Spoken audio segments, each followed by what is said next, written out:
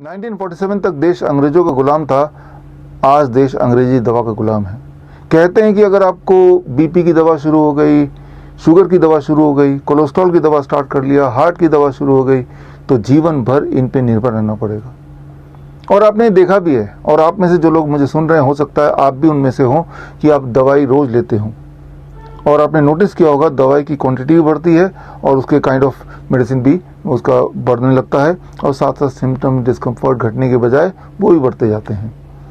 और हमें ये लगता है कि जब तक हम जिएंगे इसी तरह हमें जीना होगा, जबकि सच्चाई ये है, मैंने आपको 2015 ऑनवर्ड्स बताया है कि DIP diet, a kind of diet जो हम एडवाइस करते आए हैं, जैसे ही आप इस डाइट पे आते हैं, with in the first 3 days blood sugar एकदम से टेपर डाउन होने लगता है, कुछ इतना तेजी से कि कई लोगों के लिए, for most of the people, blood sugar की दवाइयों को ड्रॉप डाउन करना इम्पॉर्टेंट हो जाता है, ज़रूरी हो जाता है। इंसुलिन को टेपर डाउन करना भी आवश्यक हो जाता है। With in the first 7 days blood pressure की दवाई उनकी छूटने लगती है।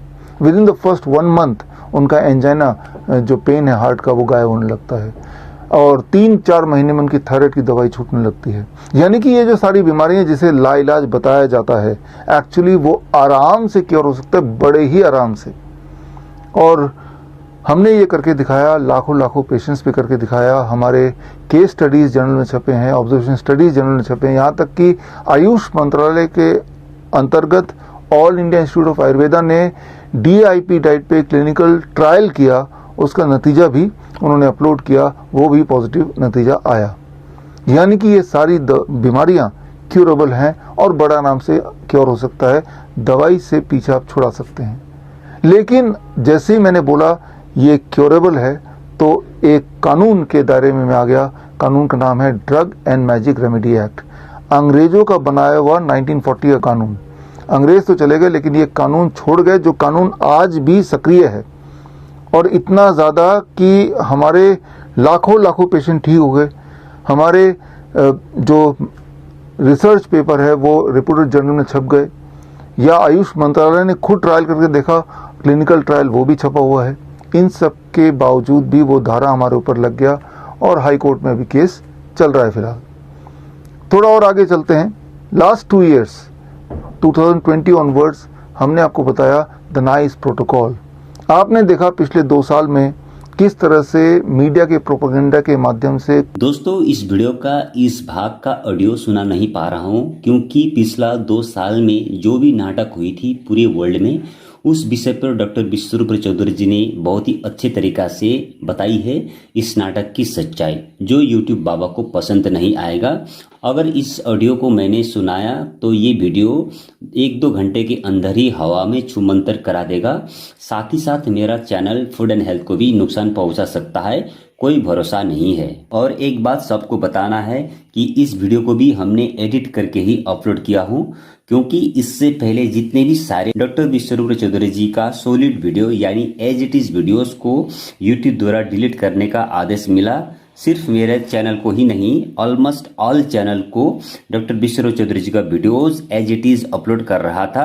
हमने भी लगभग 370 से भी ज्यादा वीडियोस डिलीट करने के बाद ही ये मेरा चैनल फूड एंड हेल्थ को बचा पाया। इसीलिए अब जो भी वीडियोस डॉक्टर विश्वरूप चौधरी जी का इस चैनल पे आएगा वो सभी एडिटेड ही रहेगा, बट जो भी इंफॉर्मेशन डॉक्टर विश्वरूप चौधरी जी का है वो हमेशा ओरिजिनल रहेगा।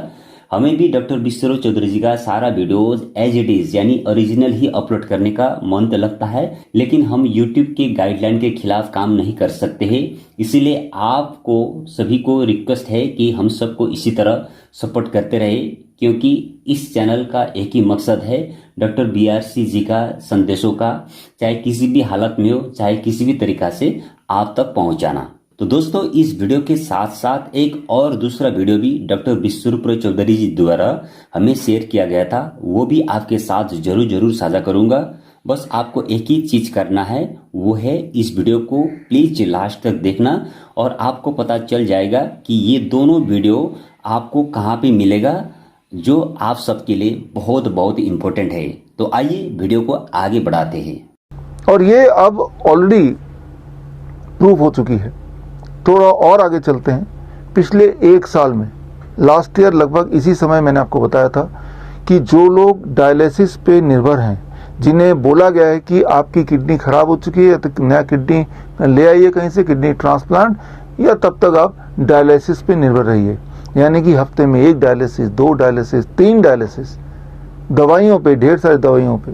जबकि सच्चाई ये है कि ऐसे पेशेंट्स अगर हॉट वाटर इमर्शन टब पे बैठें for 2 hours along with the DIP diet, तो उनका किडनी दोबारा से काम करना शुरू करता है and they can be free from dialysis.